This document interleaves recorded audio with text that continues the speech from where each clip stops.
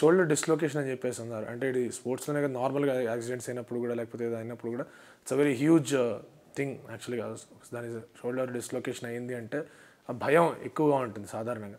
So ఆ procedures ఎలా ఉంటాయి షోల్డర్ డిస్లొకేషన్ అంటే? వాట్ కైండ్ ఆఫ్ థింగ్స్ మీరు జాగ్రత్తలు అండ్ అలాగే రికవరీస్ అండ్ వాటి గురించి చెప్తారు? ఈ షోల్డర్ డిస్లొకేషన్ అంటే మన భుజంలో నుండి మన ఆర్మ్ బోన్ హ్యూమరస్ అంటాము, అది జాయింట్లో నుండి తొలగి అవతలకి వచ్చేయడం, ఓకే, అది షోల్డర్ డిస్లొకేషన్. ఈ షోల్డర్ డిస్లొకేషన్ అంతా చాలా కామన్ ప్రాబ్లం. ఇది right from 15 years to 60 years 70 years వరకు కూడా అవ్వచ్చు. హ్యూజ్ ఇంపాక్ట్ ఇంజరీ అవుతే అది ఇంపాక్ట్ ఇంజరీ అవుతే ఉంటుంది. అయితే ఇది ఎలా అంటే యంగ్ పీపుల్లో ఒకలా ఉంటుంది, ఎల్డర్లీ పీపుల్లో ఒకలా ఉంటుంది.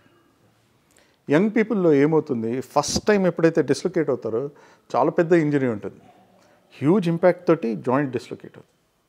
దాని తర్వాత కొన్నిసార్లు వాళ్ళకు ఫుల్ అనెస్థీషియా ఇచ్చి అప్పుడు జాయింట్ని దాని ప్లేస్లోకి తీసుకురావాల్సి వస్తుంది. కొన్నిసార్లు అనెస్థీషియా ఇవ్వకుండానే వస్తుంది. ఫస్ట్ టైం అయిన తర్వాత సెకండ్ టైం డిస్లొకేట్ అవ్వడానికి అంత ఎనర్జీ అవసరం లేదు, తక్కువ ఎనర్జీతోటే అది డిస్లొకేట్ అయిపోతుంది. అంటే వాళ్ళకి సెకండ్ టైం తాకే దెబ్బ చాలా చిన్నది ఉంటుంది. కొంతమందికి ఇలా రికరెంట్ అవుతూ 10, 30, 40 అన్నిసార్లు డిస్లొకేట్ అయిన వాళ్ళు కూడా ఉన్నారు. వాళ్ళు కూడా రెగ్యులర్గా వస్తూ ఉంటారు. కొంతమందికి ఎలా అంటే జాయింట్ ఎంత అన్స్టేబుల్ అయిపోతుందంటే టీషర్ట్ వేసుకోవడము, టీషర్ట్ ఇప్పడము, ఇలా వెనక్కి అందుకొని ఒక గ్లాస్ నీళ్ళు అందుకోవడము, ఇవన్నిట్లో కూడా జాయింట్ డిస్లొకేట్ అయిపోతుంటుంది, అంత అన్స్టేబుల్ అవుతుంది. అయితే ఏంటంటే ఇది ఫస్ట్ టైం డిస్లొకేట్ అయిన తర్వాత దానికి ట్రీట్మెంట్ ఏంటంటే ఫస్ట్ ఆ డిస్లొకేట్ అయిన దాన్ని ప్లేస్లోకి తెచ్చిపెట్టడం, దాని తర్వాత ఇమ్మొబిలైజ్ చేస్తామంటే చేతిని బ్యాగ్లో వేసి ఉంచేసి దాని తర్వాత 3 weeks 4 weeks అయిన తర్వాత రెగ్యులర్ రీహాబిలిటేషన్ వదిలిపెడతాం. కాకపోతే సెకండ్ టైం డిస్లొకేట్ అయితే మాత్రము ఇమీడియట్గా వాళ్ళు ఎంఆర్ఐ స్కాన్ చేయించుకొని లోపల ఏం డ్యామేజ్ అయింది, ఎంత డ్యామేజ్ అయింది అన్నది చూసుకోవాలి. దీనికి రికరెంట్ ఇలా డిస్లొకేట్ అవుతుందనుకోండి, దానికి సర్జరీ అవసరం.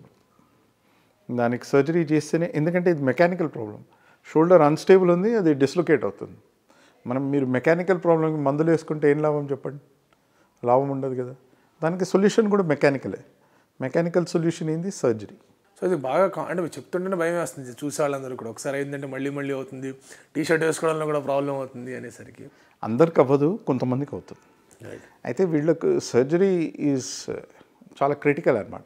సర్జరీ చేస్తే షోల్డర్ జాయింట్ని స్టెబిలైజ్ చేయొచ్చు. ఈ సర్జరీలో 2-3 ప్రొసీజర్స్ ఉన్నాయి. నార్మల్గా ఈ ప్రొసీజర్స్ ఆర్థ్రోస్కోపీ ద్వారా చేస్తాం. ఎలానైతే మోకాళ్ళల్లో కట్ చేసి కెమెరా వేసి చేస్తామో, దీనికి కూడా అలానే చిన్న కట్ చేసి జాయింట్ లోపల ఏదైతే ఇంజర్డ్ పార్ట్ ఉంటుందో దాన్ని రిపేర్ చేసేస్తాం. అయితే ఇదేంటంటే ఈ surgery first time second time dislocate అయినప్పుడు చాలా ఈజీగా ఉంటుంది, స్ట్రైట్ ఫార్వర్డ్ ఉంటుంది. ఎవరైతే 30 times 40 times డిస్లొకేట్ చేసేస్తారో మీరు ఆలోచించండి, ఫస్ట్ టైమే డ్యామేజ్ చేస్తారు. 30 సార్లు 40 సార్లు అయిందంటే ఇంత డ్యామేజ్ అయిపోయి ఉంటుంది. వాళ్ళకి అలానే సర్జికల్ ప్రొసీజర్ కూడా ఈజ్ మోర్ ఎక్స్టెన్సివ్, ఎక్కువ కట్ చేసి సర్జరీ చేయాల్సి వస్తుంది. సో ఈ యంగ్ ఏజ్లో మై రికమెండేషన్ ఇస్, ఎవరికైనా షోల్డర్ డిస్లొకేట్ అయితే ఫస్ట్ చూయించుకోండి, ఎవాల్యుయేట్ చేయించుకోండి, దాన్ని నెగ్లెక్ట్ చేయొద్దు. నెగ్లెక్ట్ చేసి ఏమైపోతుంది, అది ఇంకా పెద్ద ఇంజరీ అయిపోయి కూర్చుంటుంది. తర్వాత వచ్చేసి పెద్ద ప్రాబ్లం అయిపోయి దాన్ని సాల్వ్ చేయడం కూడా చాలా డిఫికల్ట్ అయిపోతుంది. సో డయాగ్నోసిస్ అనేది చాలా చాలా కీలకంగా చేయాల్సిన అంశం ప్రతిదానికి కూడా. డయాగ్నోసిస్ దీంట్లో చాలా ఈజీ అండి. పేషెంటే వచ్చి చెప్పేస్తాడు నా షోల్డర్ డిస్లొకేట్ అయిపోయిందని. ఎందుకంటే అది ఫస్ట్ టైం అయినప్పుడు అంత పెయిన్ఫుల్ ఉంటుంది, కరెక్ట్, అంత డిఫికల్ట్ ఉంటుంది.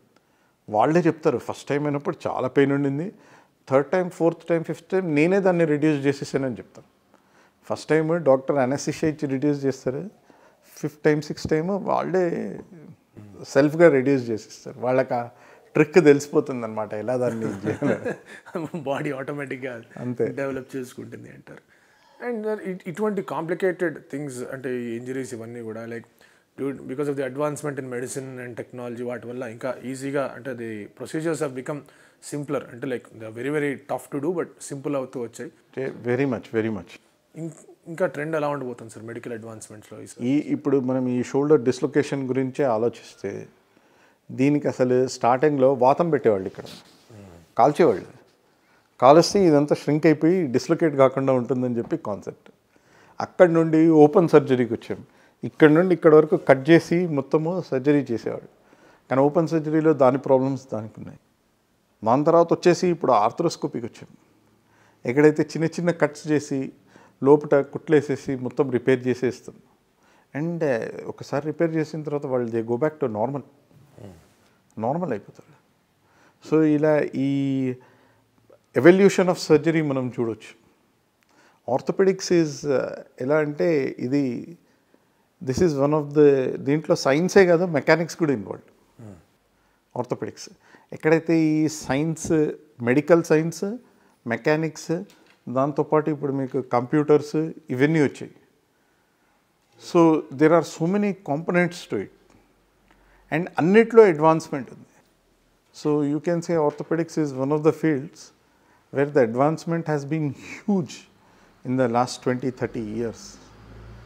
సో ఒక 30 years కింద చేసే సర్జరీస్ ఇప్పుడు కొన్ని ఆబ్సొలీట్ అయిపోయాయి.